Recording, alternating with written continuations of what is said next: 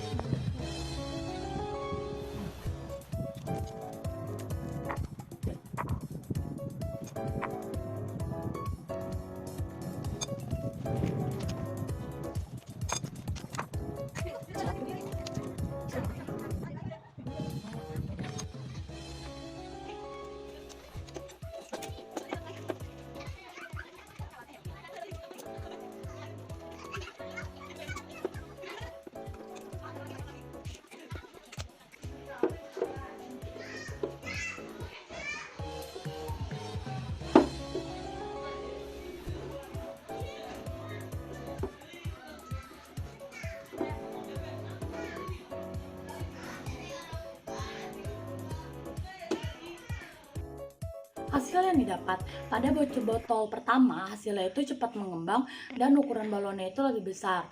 Pada botol yang kedua, sedang dalam mengembang dan ukuran balonnya itu besar. Pada balon yang ketiga, agak lama dalam mengembang dan berukuran agak kecil. Pembahasan, ketika soda kue sudah dituangkan dan menyatu dengan cuka, terjadi gelembung-gelembung yang banyak pada botol sampai naik ke balon. Gelembung-gelembung gas tersebut adalah gas karbon dioksida. Hasil dari reaksi cuka dengan soda kue menghasilkan gas karbon dioksida yang dapat mendorong gas oksigen di atasnya, sehingga lama-kelamaan balon yang tadinya kecil akan berubah menjadi lebih besar. Dan pada waktu bersamaan, balon pun mengalami perbesaran secara terus-menerus sampai tidak ada lagi gelembungnya. Reaksi antara cuka dan soda kue tersebut dapat menyebabkan balon membesar karena reaksi tersebut menghasilkan gas karbon dioksida atau yang biasa kita kenal dengan CO2 yang membuat balon terisi udara. Berikut ini adalah diagram reaksi yang terjadi antara soda kue dengan asam cuka. Besar kecilnya balon yang mengembang juga tergantung terhadap besar kecilnya takaran soda kue dan cuka yang dicampurkan. Semakin besar takaran keduanya, maka besar gelembung akan semakin besar dan sebaliknya. dari percobaan ini adalah reaksi antara asam cuka dan soda kue menghasilkan gas karbon dioksida yang membuat balon itu terisi udara. Semakin besar jumlah asam dan soda kue, maka akan semakin cepat balon itu mengembang. Dalam hal ini, yang paling berpengaruh adalah asam cuka.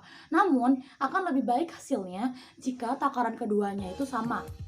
Sekian praktikum kali ini.